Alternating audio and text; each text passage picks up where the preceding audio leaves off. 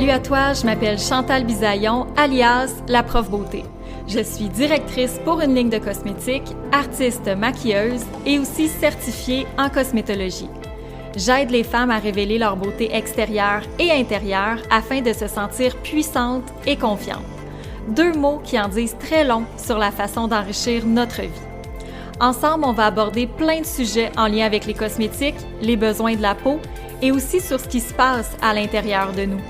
Dis-moi, es-tu sur ta liste de priorités? Prends-tu suffisamment soin de toi? Rêves-tu assez grand? J'ai envie de te partager mes apprentissages et aussi, je veux t'amener à réaliser qu'on est toutes des étoiles. On a juste besoin d'apprendre à briller. Bienvenue dans mon univers. Salut à toi, j'espère que tu vas bien. Je viens tout juste de réaliser qu'on est rendu au 10e épisode. Franchement, ça va vite. Les problématiques de peau, c'est le sujet sur lequel on s'attarde aujourd'hui. Je le sais que plusieurs développent un jour ou l'autre des problématiques de peau et peut-être pas non plus, mais des fois c'est notre adolescent, notre adolescente et de quelle façon on peut les aider, c'est quoi les choses à faire ou à ne pas faire. Le premier qu'on va regarder ensemble, c'est l'acné. La bactérie de l'acné, quand elle arrive, qu'est-ce qu'on fait avec? Donc, premièrement, il faut comprendre que l'acné, en fin de compte, les boutons, comment que ça se forme, c'est un mélange de cellules mortes qui s'agglutinent et s'accumulent à la surface de la peau, qui est mélangé d'ailleurs avec notre sébum. Donc, les glandes sébacées vont grossir, vont devenir hyperactives et produire un excès de sébum. Donc, le mélange de cette substance huileuse-là et des cellules mortes vont obstruer les pores de peau. C'est là qu'il va avoir le développement des sacrophytes, qui est la bactérie P. acné, qui est directement responsable de l'acné. Il va avoir justement le follicule pileux qui va être envahi, la détérioration du sébum, irritation des tissus, le durcissement du sébum qui demeure emprisonné dans le follicule. Et c'est là la naissance de l'acné. Et mon conseil est de ne pas tarder à traiter les premiers boutons parce que ça se multiplie cette histoire-là. Donc, il faut avoir les bons soins adaptés avec de l'acide salicylique pour pouvoir venir rééquilibrer le pH de la peau parce qu'il y a un déséquilibre du pH en même temps. Donc, c'est important de nettoyer son visage matin et soir. Est-ce qu'il faut le nettoyer plus souvent? Pas du tout. Bien au contraire, il ne faut pas trop stimuler les glandes. Donc, c'est correct matin et soir sans trop frotter fort, sans trop d'eau chaude. Je sais que nos ados, ils aiment ça avec beaucoup d'eau chaude. C'est la pire affaire à faire parce que ça ouvre les pores de peau davantage. Donc, ce qu'on veut faire, c'est d'y aller plus avec une eau qui est tiède. En réalité, que tu aies la peau normale, acnéique ou avec une autre problématique, opte toujours pour une eau tiède, c'est de préférence. Donc, on y va avec de l'acide salicylique pour venir traiter. Il y a des produits qui vont être là comme traitement et que par la suite, tu vas pouvoir revenir sur le soin que tu avais avant. Il y a aussi peut-être une possibilité, parce que la peau est unique pour chacun, il y a aussi peut-être la possibilité que tu poursuis avec ton soin que tu avais et juste en ajoutant quelques soins complémentaires qui aident pour la peau acnéique, bien, tu vas t'en sortir. Par la suite, allons-y sur une problématique plus de corps, la cellulite. C'est des tissus adipeux qui ont pris du volume et qui coincent les vaisseaux sanguins. Donc, on s'aide, oui, par l'alimentation, par la perte de poids, mais c'est sûr qu'il y a quand même des produits qui peuvent venir aider ou des traitements en institut. La cellulite molle est plus facile à faire partir que la cellulite indurée. C'est quoi une cellulite indurée? Bien, c'est parce qu'elle est devenue dure à cause que peut-être tu t'entraînes beaucoup, mais tu n'as pas changé ton alimentation. Donc, ça prend vraiment ces deux choses-là pour que ça soit hyper efficace, plus un petit produit ou un petit traitement en institut pour aider la cause parce que de la cellulite, c'est coriace. Le cloasma, c'est aussi appelé le masque de grossesse. Ce qu'on ne sait pas souvent quand on est enceinte, c'est que les hormones favorisent l'activité des mélanocytes. On en avait déjà parlé de ça. Donc, c'est photosensibilisant. Tu peux pas aller dehors sans FPS, sinon, justement, tu peux aller vers un cloasma. Donc, c'est des taches cutanées qui vont être plus foncées, qui vont apparaître sur ton front, joues, nez, au niveau de la lèvre supérieure aussi. La coupe rose. Oh là là, qu'on a de la difficulté à bien différencier coupe rose et rosacée. Rosacée, je t'en parle tantôt, mais premièrement, la coupe rose, c'est un symptôme de la rosacée. Donc, c'est une rosacée accompagnée de petits vaisseaux sanguins visibles à la surface de la peau. C'est vraiment comme ça que tu vas voir et que tu vas pouvoir faire la différence entre une coupe rose ou une rosacée. La rosacée, tu vois, il y a comme 3 types. Une rosacée qui est vasculaire, un érythrose qui est une rougeur, va être en effet papillon au centre du visage. C'est une inflammation qui va être locale, qui crée beaucoup de sensibilité, même juste avec de l'eau.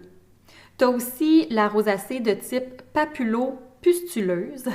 C'est un érythrose accompagné de papules et de pustules. Et l'hypertrophique, cela c'est un épaississement de la peau et dilatation extrême des pores. On appelle ça aussi la rhinophyma. Ça souvent on voit le nez là, très gros. C'est une sorte de rosacée, ça arrive plus chez les hommes. Donc, la rosacée, comment la traiter? Oui, il y a des traitements en institut, le laser, même chose pour la coupe rose qui vient éliminer les vaisseaux sanguins. C'est quand même du laser, c'est quand même un petit peu douloureux, mais c'est quand même quelque chose qui peut être bien. Mais tu peux pas juste faire ça sans faire quelque chose à la maison. Donc, les soins que tu dois prioriser à la maison, sérum qui est un correcteur de teint pour venir calmer les rougeurs. Un soin avec l'antioxydant, vitamine C. Tu peux prendre aussi des masques à l'argile, ça va venir décongestionner, venir favoriser la circulation sanguine. Les facteurs qui vont augmenter la rosacée, c'est l'alcool, le climat. Donc le froid, c'est épouvantable, c'est épouvantable. Les sources de chaleur aussi. Manger épicé, le stress et les produits qui sont trop parfumés. Donc, il faut vraiment s'assurer d'avoir quelque chose qui est doux dans le nettoyage, d'avoir une bonne crème aussi, mais surtout des sérums qui vont venir aider avec les antioxydants. Par la suite, on a l'eczéma. On peut avoir l'eczéma de type allergique, donc c'est dû par un allergène, soit savon, les vêtements, les médicaments. On peut le traiter facilement et on doit le traiter rapidement. Parce que si on ne le traite pas rapidement, c'est là que peut s'installer à plus long terme dermatite atopique. Ça, c'est une inflammation chronique accompagnée de démangeaisons. OK? Donc, si tu n'as jamais traité des eczémas qui étaient de type allergique, ça se peut très bien que ça s'enligne plus tard vers une dermatite atopique ou ça se peut que la dermatite atopique arrive comme ça pour une raison. Dans les 2 cas, les crèmes émollientes aident beaucoup.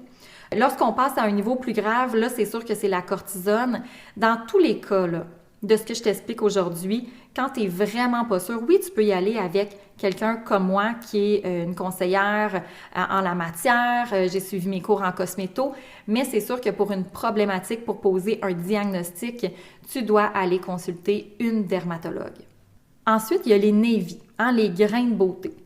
Il faut quand même savoir le code là, pour démystifier si c'est un petit cancer qui se prépare. Donc, on appelle ça le ABCDE du cancer. Le A pour asymétrie. Est-ce que la forme est asymétrique? Le B pour bordure irrégulière. Est-ce que tu vois une bordure? Le C pour la couleur. Effectivement, si ça a une couleur bizarre, c'est peut-être pas supposé d'être là. Le D pour diamètre, si c'est plus de 6 mm, va faire inspecter ton grain de beauté. Et le E pour évolution. Est-ce que tu le vois grossir? Donc, avec le ABCDE, tu es capable de savoir là, si c'est un grain de beauté à faire inspecter ou pas. Si tu n'es pas sûr, va le faire inspecter tout simplement. On a le pityriasis. Ça, c'est un type de champignon qui est dû au soleil, à l'humidité. Ça fait des formations de taches squameuses et dépigmentées. Ça se traite. C'est juste de mettre souvent une crème que le pharmacien peut te recommander pour traiter le petit type de champignon. Le psoriasis, c'est une inflammation chronique. C'est dû à un renouvellement accéléré de la peau, soit environ 7 jours. Habituellement, c'est 1 mois la régénération de la peau. Là, c'est très, très, très rapide et les cellules ne terminent pas correctement leur maturation. Donc, on peut constater des plaques plus épaisses, desquamations blanchâtres, le contour des lésions plus défini et l'acide salicylique aide à enlever les cellules mortes. On dit aussi que le soleil aide pour le psoriasis, mais d'un autre côté, ça t'aide pas pour la peau et les taches brunes. Donc, dans tous les cas, consulte pour savoir selon ta problématique qu'est-ce qui est mieux à faire pour toi. On a aussi des varices, donc là on est sur le corps, la dilatation des vaisseaux sanguins. La cause, c'est soit que tu es trop debout ou trop assis. C'est un problème circulatoire. On a 2 types de circulation. La petite circulation, ça c'est tout ce qui est en haut du cœur. Et la grande circulation, c'est en bas du cœur. Pour actionner la circulation et que le sang dans les talons remonte, il faut marcher. Aussitôt qu'on met le pied au sol, ça va déclencher l'action. Et c'est pour ça qu'on l'appelle la grande circulation, là, parce que c'est beaucoup plus long, la circulation du bas qu'en haut du cœur. C'est sûr que si tu es trop longtemps debout, trop longtemps assis, il y a le problème de circulation qui entre en bout de ligne. Il y a toujours les petites piqûres pour enlever, mais souvent, quand tu n'en as pas beaucoup, ce que ça vient créer, c'est que ça va juste en faire des petits bébés. Donc, tu es peut-être mieux justement de faire des massages par du bas jusqu'en haut. Fais des mouvements de drainage.